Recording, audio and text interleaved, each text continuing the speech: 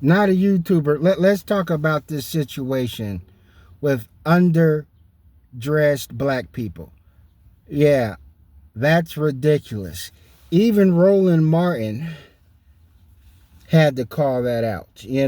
Black people constantly just walking around in Crocs, house shoes, pajamas, bags over their head.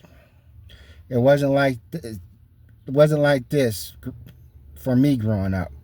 Um, I remember coming across a school crossing and seeing school kids, you know what I'm saying, going to school and so forth. And I'm like, man, these guys, they're dressed like they're going to a sleepover.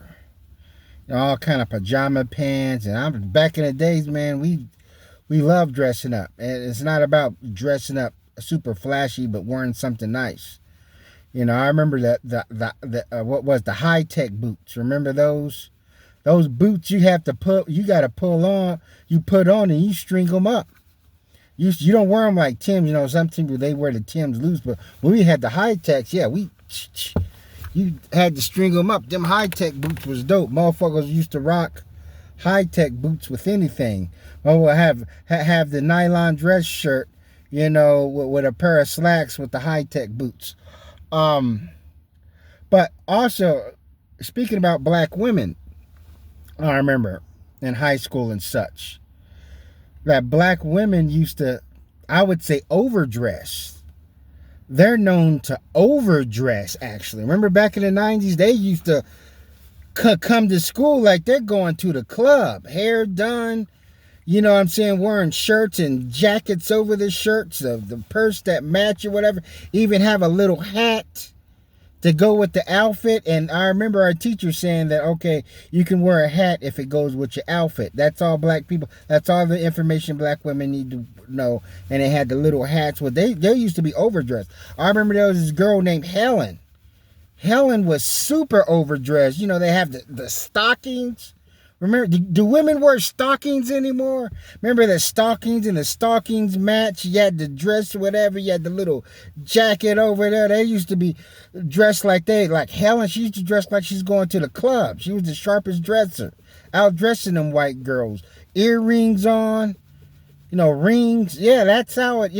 Even when I went to college on the college campus, even though people was living right there, right next to their class, still got dressed up. And I remember the hair, like, even on like a bad hair day, especially with black women, they'll just comb it back. Put in that ponytail or whatever thing, got the hair done, just grease it back and so forth. See, I know now they can't. A lot of them can't because the edges, their hairline is all burnt out. So so they gotta keep it. If the hair's not done, it gotta stay covered up. And I know men wore wave caps, but yeah, we couldn't wear wave caps in school. It'll tell you to take it off. And when I do remember and I recall that the only type of women that was coming out in their house clothes or whatever you call it will be like middle-aged women, middle-aged white women. Sometimes just running errands. You can even see it in movies with the nightgown, the bathrobe over the nightgown, house shoes. Sometimes the curlers in the head. Like middle-aged. I know middle-aged now. Back then, middle-aged was around 35 years old. And sometimes I do see these middle-aged women in the house clothes, sort of at the laundromat shopping. It wasn't a big deal, what I'm saying, just something you saw because, they're just coming out, stepping out for a little bit, stepping back in. But yeah, I'm like, we have gotten, especially in the system of white supremacy, the young black youth have gotten way too comfortable.